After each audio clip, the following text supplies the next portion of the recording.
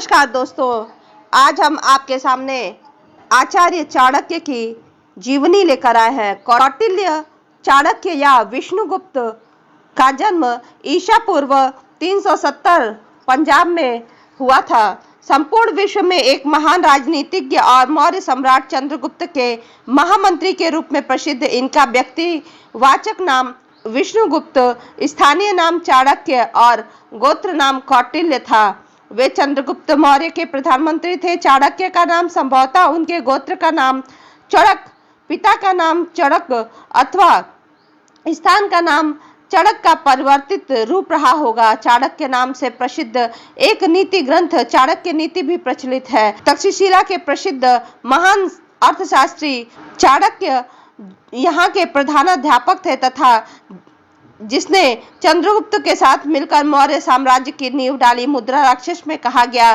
कि राजा महानंद ने भरे दरबार में चाणक्य को उसके उस पद से हटा दिया जो उसे दरबार में दिया गया था। इस पर चाणक्य ने शपथ ली कि वह उसके परिवार तथा वंश का निर्मूल समाप्त करके नंद से बदला लेगा। बृहद कथा कोश के अनुसार चाणक्य की पत्नी का नाम यशोमती था। चाणक्य ने ईसा से 370 वर्ष पूर्व ऋषि चड़क के पुत्र के रूप में जन्म लिया। वही उनके आरंभिक काल के गुरु थे। कुछ इतिहासकार मानते हैं कि चड़क केवल उनके गुरु थे। चड़क के ही शिष्य होने के नाते उनका नाम चाणक्य पड़ा। उस समय का कोई प्रमाण इतिहास साक्ष्य में उपलब्ध नहीं है। इतिहासकारों से प्राप्त सूचनाओं के आधार पर अपनी अपनी धारणाएं बनाई गई है, परंतु सर्वसम्मत यह है कि चाणक्य की आरंभिक शिक्षा गुरु चड़क द्वारा की गई। संस्कृत ज्ञान तथा वेद पुराण आदि धार्मिक ग्रंथों का अध्ययन चाणक्य ने उन्हीं के निर्देशन में किया। चाणक्य मेधावी छात्र थे। गुरु उनकी शिक्षा ग्रहण करने की तीव्र क्षमता से अत्यंत प्रसन्न थे। तत्कालीन समय में सभी सूचनाएं और विद्याएं धर्म शास्त्रों के माध्यम से ही प्राप्त होती थी, अतः धार्मिक पुस्तकों का अध्ययन शिक्षा प्राप्त का एकमात्र साधन था। चाणक्य ने किशोरावस्था में ही उन ग्रंथों का सार ग्रहण कर लिया था। अपनी महत्वाकांक्षा के कारण उन्होंने महापद्मनंद को हटाकर मौर्य साम्राज्य की स्थापना चंद्रगुप्त द्वारा कराई गई।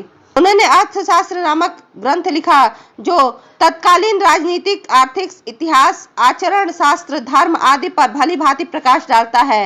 अर्थशास्त्र मौर्य काल के समाज का दर्पण है जिसमें समाज का स्वरूप को सर्वांग देखा जा सकता है। अर्थशास्त्र के धार्मिक जीवन पर भी काफी प्रभाव पड़ा। उस समय बहुत से देवता और देवी की पूजा होती थी। न केवल बड़े बड़े देवी देवता अपितु यक्ष, गंधर्व, पर्वत, नदी, वृक्ष, अग्नि, पक्षी, सर्प, गाय आदि की भी पूजा होती थी। महामारी, पशु रोग, भूत आदि, बाढ़, पक्षी, सर्प, गाय आदि की भी पूजा होती थी। महामारी, पशु रोग, भूत, अग्नि, बाढ़, सूखा, अकाल आदि से बचने के लिए भी बहुत धार्मिक कृत्य किए जाते थे।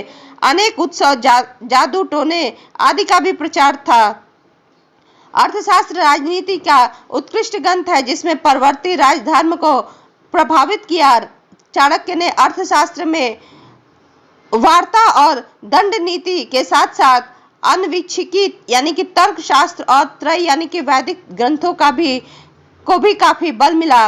अर्थशास्त्र के अनुसार यह राज्य का धर्म है कि वह देखे कि प्रजा वर्णाश्रम धर्म का उचित पालन करती है कि नहीं, और भी अनेक ढेर सारे समाज, प्रजा, राजा आदि के विषय में विभिन्न प्रकार के कौटिल्य ने अपने मत दिए।